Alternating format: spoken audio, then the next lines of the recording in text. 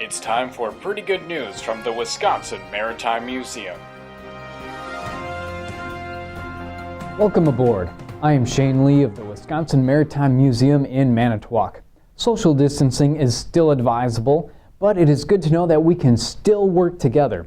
A great example of collaboration is the Aquarius Project. Teenagers and scientists joined forces to hunt down meteorites in the waters of Lake Michigan.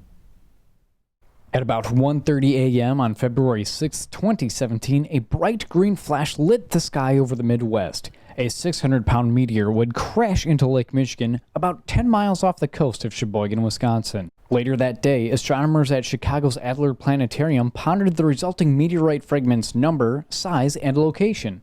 Adler Teen Program Coordinator Chris Bresky started from scratch to find answers. When this visitor from space lands in our backyard, it sounds like a sci-fi movie. Bresky reached out to scientists at Chicago's Field Museum and Shedd Aquarium and learned the National Oceanic and Atmospheric Association, or NOAA, was scanning the area of interest for an unrelated study.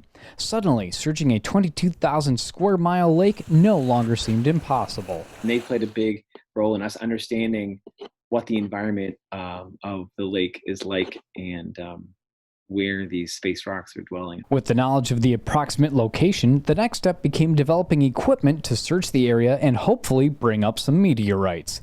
That is where Bresky brought in the teenagers. A wide array of professionals worked alongside the teens to build the right tools for the job. The team included a seafloor expert, an engineer, a boat guy, a geologist, a NASA researcher, a diver, a robotics expert, astronomers, and other staff and volunteers. A lot of underwater exploration is done by sled, being dragged behind a boat underwater along a sediment surface. And so the students actually were like, okay, well, great.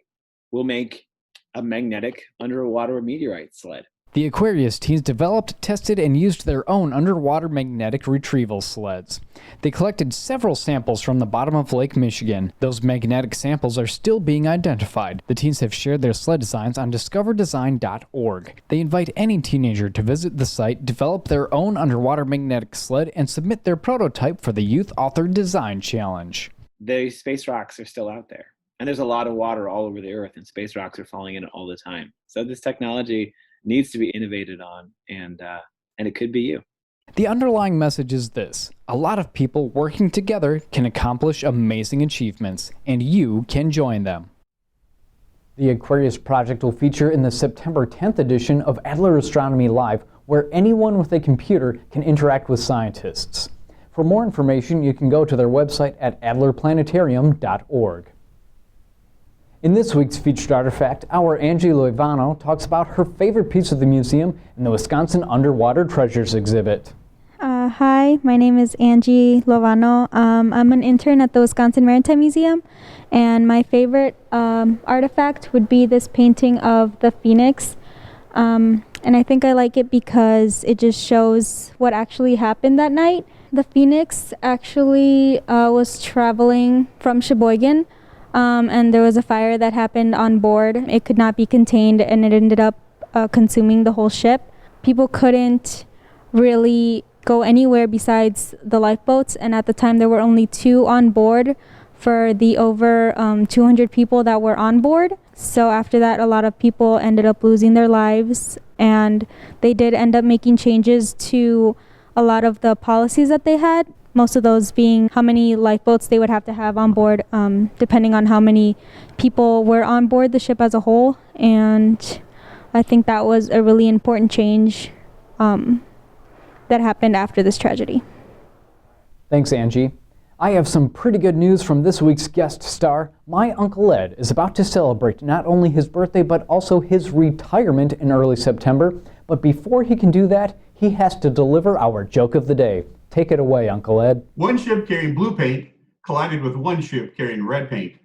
The crews are missing and believed to be marooned.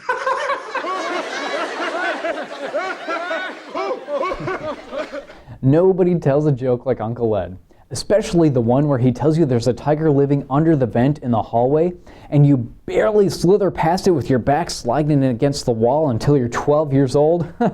Classic. Just a reminder, No matter how bad things may seem, at least there really is no tiger living in your ductwork, and that is pretty good news.